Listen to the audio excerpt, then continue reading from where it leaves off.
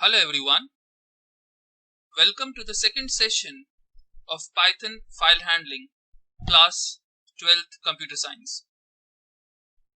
In the first session we had discussed about what is file, why we need a file, what are the different modes of opening a file and the difference between binary and text file, open and the close function, what are the arguments. So I hope that you have seen my first video. If you have not seen, then you can see it by clicking on the link given in the description box.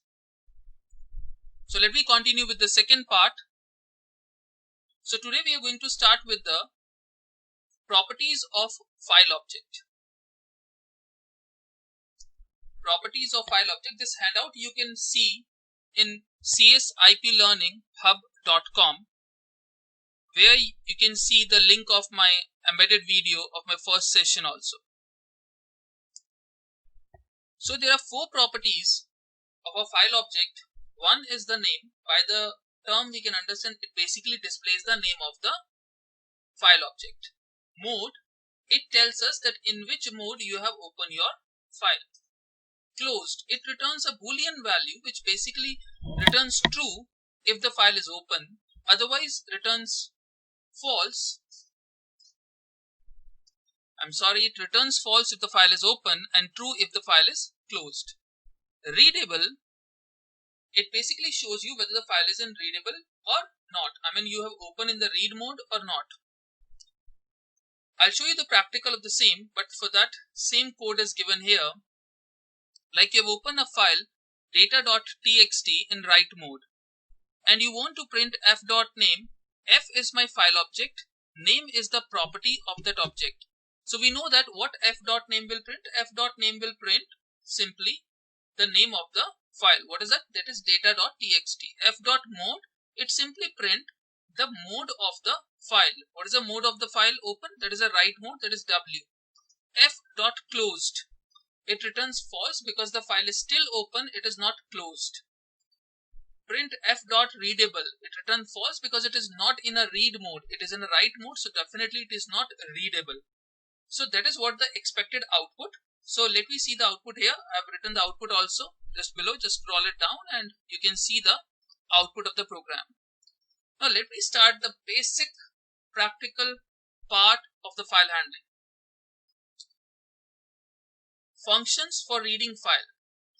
Because in board exams, normally they may ask a question that count the number of vowels in a file, count the number of consonants in a file, count the number of digits, spaces, word, lines, frequency of word, frequency of alphabet. Such kind of programs are very important for the board point of view, and for that we should know how to read a file. If we don't know that how to read a file, then definitely it becomes difficult for us to do such programs. So we should know that how to play with the characters, how to play with the word, how to play with the lines of a file. So let me start a journey for the functions of reading file. So first function is read. Read function simply read the entire content of the file. How it will go? I'll just show you the practical part here. Like f is equals to open data.txt r, we simply write here b equals to f dot read. So what f dot read will do? F dot read will simply read the entire content and transfer the content to the variable d, and we simply print d. It will display all the contents present in the file. So let me execute this by pressing F5 from the keyboard. It must ask you to save. Yes. See, the entire content is displaying here. Entire content. Fine. So this is what the read function do. It simply read the entire content of the file. Second is read n. N is basically the number of characters. It simply read first 5 characters, first 6 characters, first 7 characters, and so on. But what happens if we do this, d is equals to f dot read, and if we simply go d1 equals to f dot read 5, what it will do? What d1 will print? Anything what d1 will print? It will print nothing. Why is it so? Because when you executed the read function, it read the entire file and brings the file pointer at the end of the file, and then you are executing f.read5. So there are no more characters after that, so there is no value of d1. Yes, if you just swap these lines, you just go this. Yes, now it becomes meaningful. So f.read5, what it will do, it will simply read the first 5 characters. And then after that, the file pointer will come after 5th character. That means from 6th character till the end will read by f.read. Let me execute this. I'll show you that. F5. See.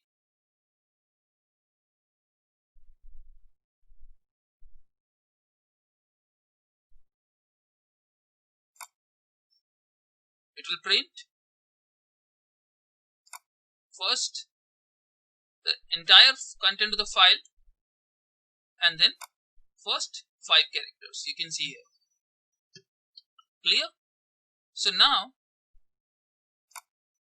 this read 5, what it will do, it simply read the first 5 characters. And if we go here, then say 7, what it will do, it will simply read the next 7 character after the 5. Fine.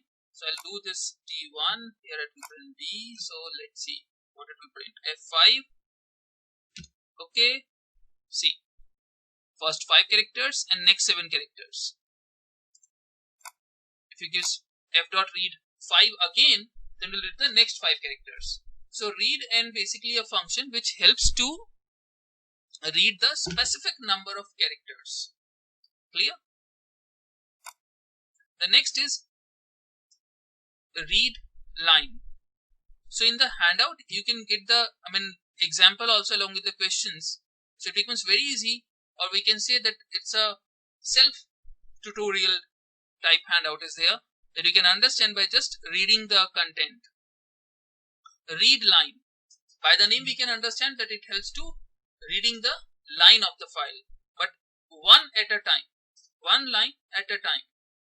You cannot read the entire content, but one line at a time. I'll show you the practical also for this.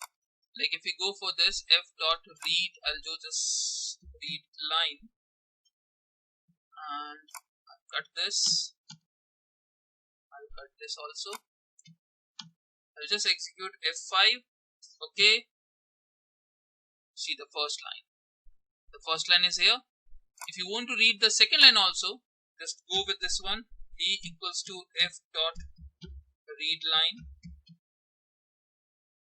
and print D F5 for execution. Okay. See the first line and the second line.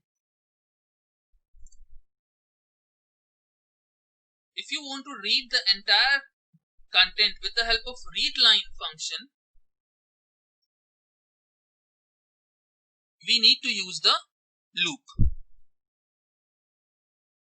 We need to use the loop.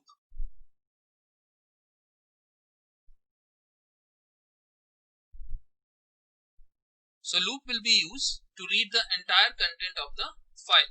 For example, you can see here f is equals to open data.txt in read mode for I in f, and you can simply print I.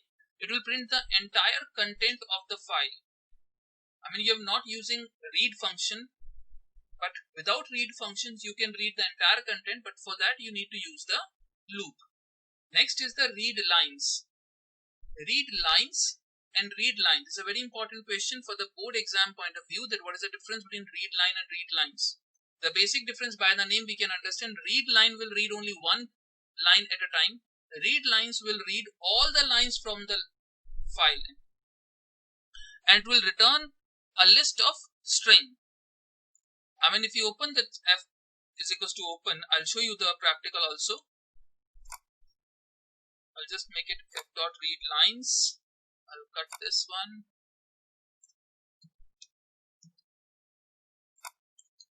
I'll execute by pressing F5.